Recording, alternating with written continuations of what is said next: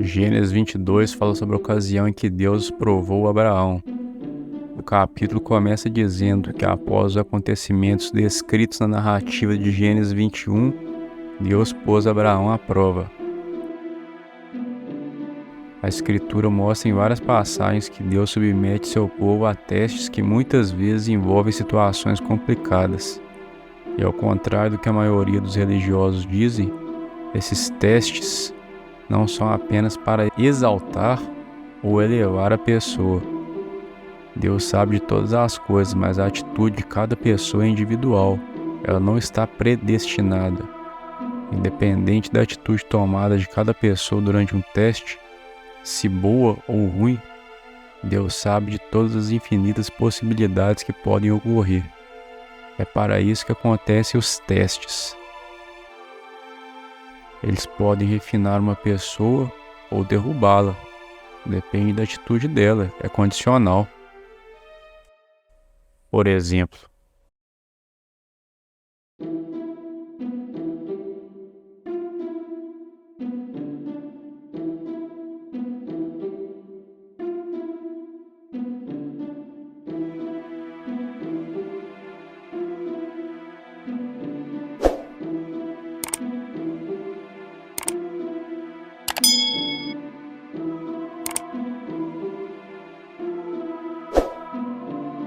sabemos que da geração de Moisés apenas Josué e Caleb, os menores de 20 anos, que nasceram no deserto e que entraram em Canaã.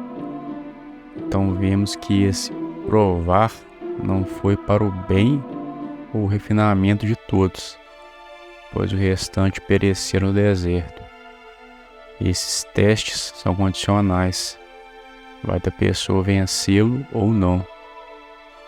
Depois de entendido isso, podemos voltar à narrativa.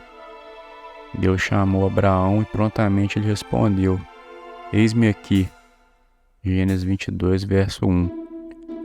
Essa expressão usada também por outros homens de Deus enfatiza sua posição de sujeição à vontade do Eterno. Êxodo 3, verso 4.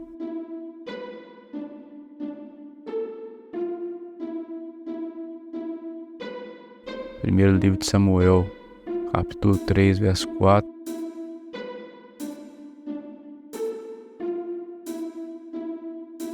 Isaías 6, verso 8 e etc.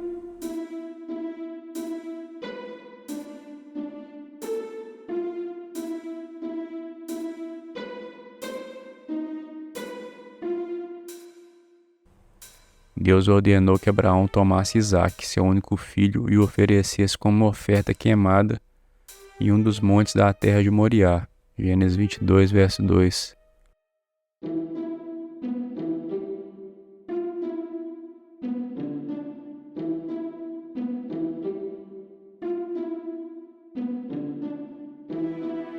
Aí que vem vários questionamentos. Primeiro, que Isaque não é o único filho de Abraão. A dificuldade em interpretar essa afirmação é que em todo Gênesis, Ismael, que foi o primogênito de Abraão, também é considerado filho de Abraão. Por exemplo, e Agar deu à luz um filho a Abrão, e Abrão chamou o nome do seu filho que Agar tivera Ismael. Gênesis 16, verso 15.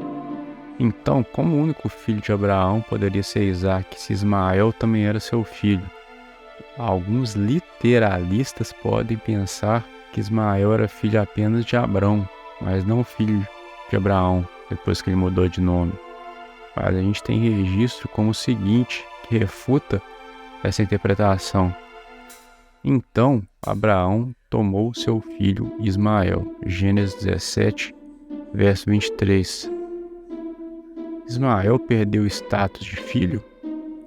Alguém pode pensar que Ismael era filho de Abraão em Gênesis 17, mas em algum momento, entre esse capítulo e Gênesis 22, verso 2, ele perdeu o status de filho. À primeira vista, isso parece plausível, uma vez que Ismael foi expulso em Gênesis 21, mas há dois problemas principais com essa interpretação. A maneira como Abraão e Deus cuidam de Ismael em Gênesis 21. Sara disse a Abraão: ponha fora esta serva e o seu filho, porque o filho desta serva não herdará com Isaque, meu filho. O assunto deixou Abraão muito angustiado por causa de seu filho. Mas Deus disse a Abraão: não te angusties, pois por meio de Isaque seus descendentes serão nomeados. E do filho da donzela farei uma nação também, porque ele é seu descendente. Abraão levantou-se de manhã cedo, pegou pão e um odre de água, e deu-os a Agar, colocando-os no ombro. Entregou-lhe o menino e mandou-a embora. Depois que foram mandados embora, Agar ficou sem água, e ela e Ismael choraram. Deus ouviu Ismael chorar e disse a Agar: não temas, porque Deus ouviu a voz do rapaz. Eu farei dele uma grande nação. Então Deus providenciou água para eles. Então diz: Deus estava com o menino. Portanto, vemos aqui que Ismael não seria um herdeiro com Isaque, mas ele ainda era considerado filho descendente de Abraão por Deus. Ele é cuidado por Deus e Abraão. Ismael teria sua herança e ele ainda era filho de Abraão.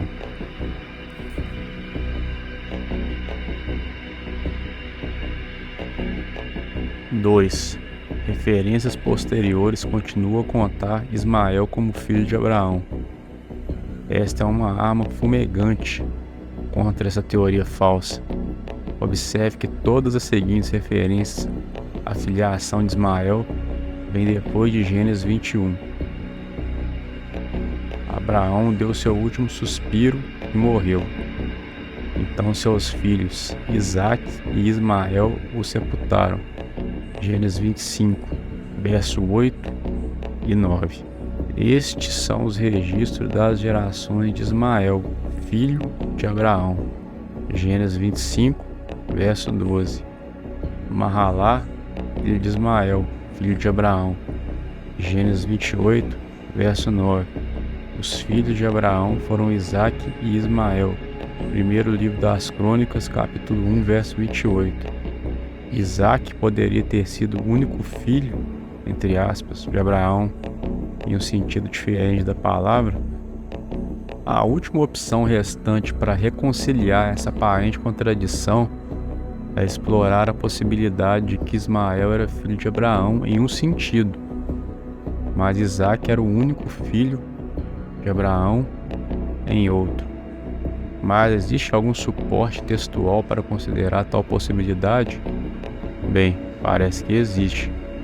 Considere o seguinte exemplo a respeito de Gideão, seus 70 filhos e aquele outro filho, Avimeleque, que parece nunca ser contado com os demais. Gideão teve muitos filhos, e teve Gideão 70 filhos que procederam dele porque tinha muitas mulheres. E sua concubina, que estava em Sherem, lhe deu à luz também um filho, e pôs-lhe por nome Avimeleque. Juízes 8, versos 30 e 31. Observe que, embora sua concubina lhe desse um filho, a criança não foi contada entre seus filhos, que eram seus descendentes diretos. Em outras palavras, a concubina deu à luz um filho para ele, mas esse filho não era seu filho no mesmo sentido que esses descendentes diretos eram. Mais tarde, após a morte de Gideão, Avimeleque vai ao povo de Sherem, de onde sua mãe concubina era, e tenta persuadi-los a segui-lo, em vez dos 70. Leia como ele os atrai. E Avimeleque, filho de Jerubaal, outro nome de Gideão, foi a Sherem, aos irmãos de sua mãe, e falou-lhes e a toda a geração da casa do pai e da sua mãe, dizendo: falai, peço-vos, aos ouvidos de todos os cidadãos de Sherem, qual é melhor para vós, que 70 homens, todos os filhos de Jerubaal, dominem sobre vós, ou que um homem sobre vós domine? Lembrai-vos também de que sou osso vosso e carne vossa. Juízes 9, versos 1 e 2. Observe que o próprio Avimelech se separa de todos os filhos de Jerubaal, porque o exemplo da vida de Avimelech nos mostra que um filho, em um sentido, pode ser excluído da lista de filhos em outro. No caso de Avimelech, foi porque ele nasceu de uma concubina e não de uma das esposas de Guidom. Agora, Ismael era um tipo diferente de filho de Isaque. Acontece que, pelo contexto, sim, Isaque era o filho que Deus prometeu a Abraão, enquanto Ismael era o filho que ele tentou ter para cumprir a promessa de Deus por si mesmo. Ismael, como Avimelech, nasceu de uma concubina, não da própria esposa de seu pai. Como resultado, foi em Isaque que os descendentes de Abraão foram nomeados. Gênesis 21, verso 12. Abraão também era pai de Ismael, mas a designação único filho significa que Isaque era o único filho da promessa. Entendido isso, vamos agora para outro questionamento. É que matar qualquer pessoa é desprezível. Matar o próprio filho é repugnante. Mas o desafio no qual Deus chama Abraão para trazer seu filho amado como uma oferta é agravado quando nos lembramos de todos os anos que Abraão e Sara esperaram pelo nascimento dessa criança. Parece cruel finalmente dar um filho a esse casal de idosos e devotos apenas para pouco depois levá-lo embora. E se o filho deve morrer, a morte nas mãos de seu pai íntegro é insondável. Pior ainda, à luz da aliança que Deus fez com Abraão, este novo mandamento parece impossível, ultrajante, absurdo. Deus prometeu que Isaque seria a progenie por meio da qual a aliança se concretizaria. De nossa perspectiva, o mandamento de sacrificar Isaque não se encaixa de maneira alguma.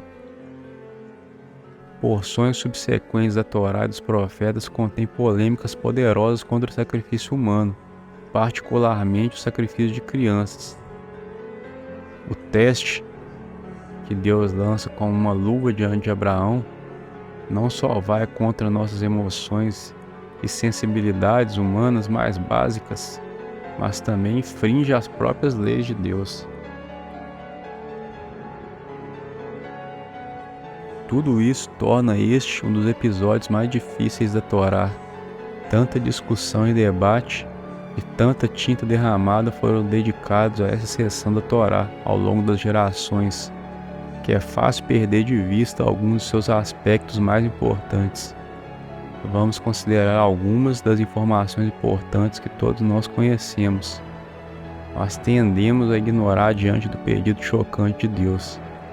Em primeiro lugar, devemos ler o texto com muito cuidado para nos atentarmos ao que está lá e ao que não está.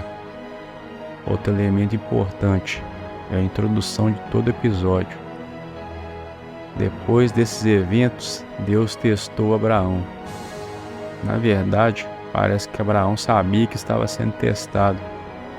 De que outra forma devemos entender o silêncio completo de Abraão nessa situação mais extrema, quando em episódios anteriores ele foi tão franco em nome daqueles que considerava vítimas inocentes.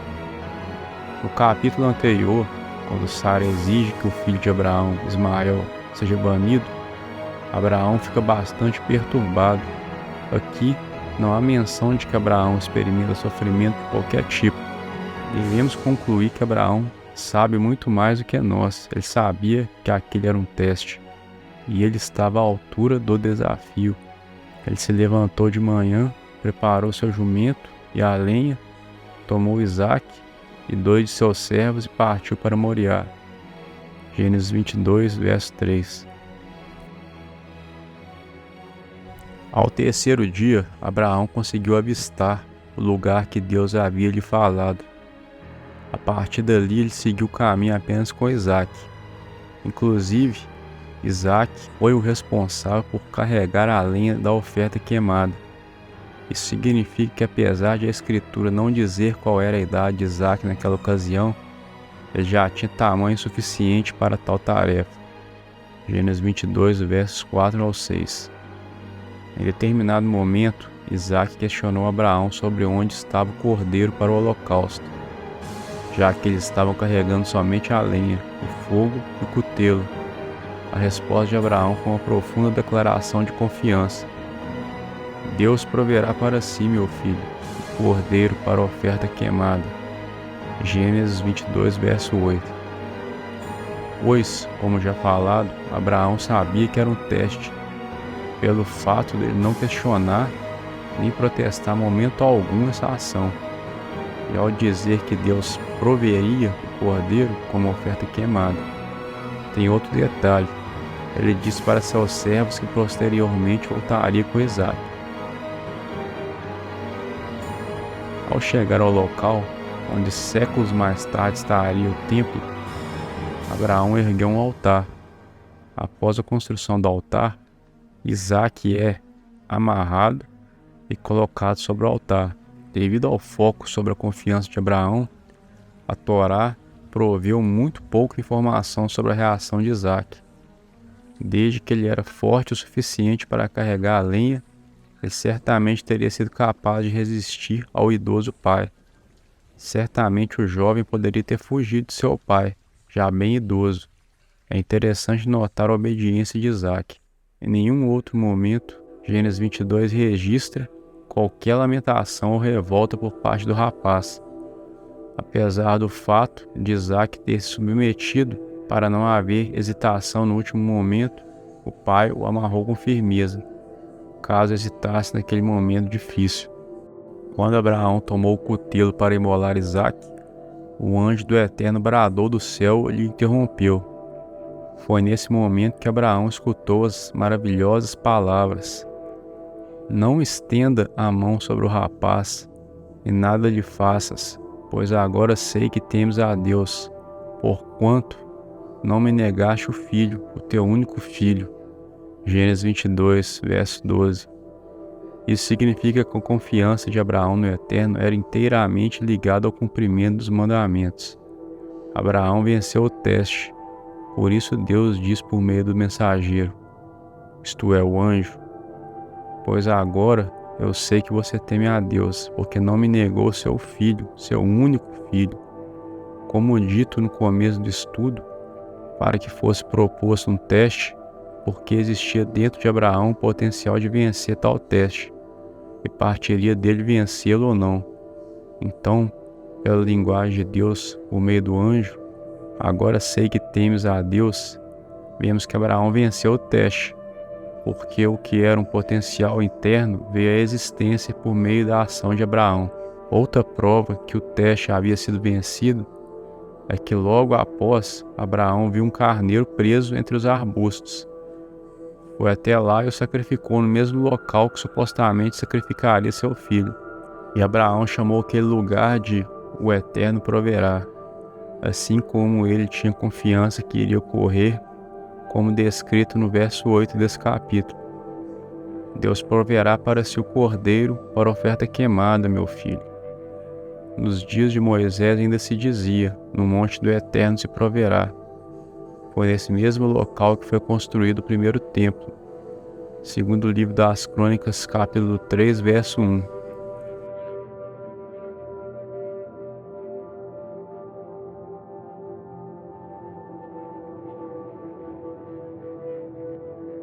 Depois disso, mais uma vez o Eterno, por meio de um anjo, bradou do céu e confirmou a aliança com Abraão.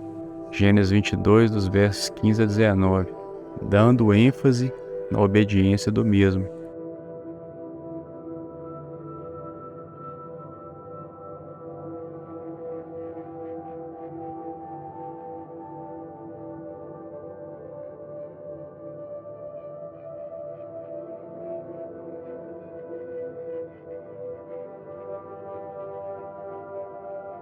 Como Abraão havia falado aos seus servos, ele voltou com Isaac e todos para Beer-sheba.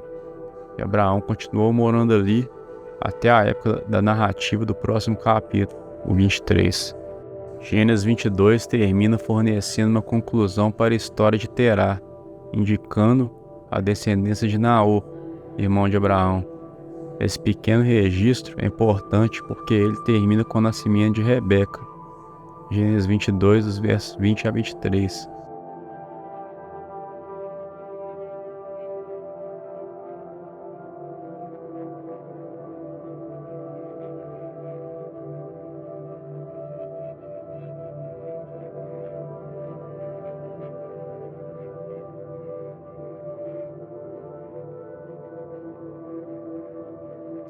Rebeca futuramente seria a mulher que casaria com Isaac.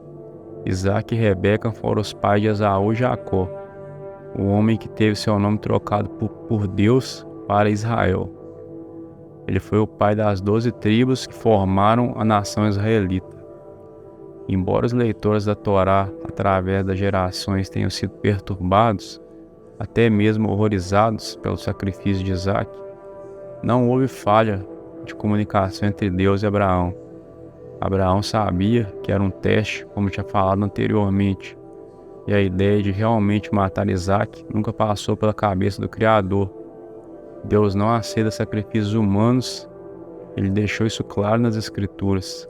Ele diz que tal coisa nunca passou pela sua mente.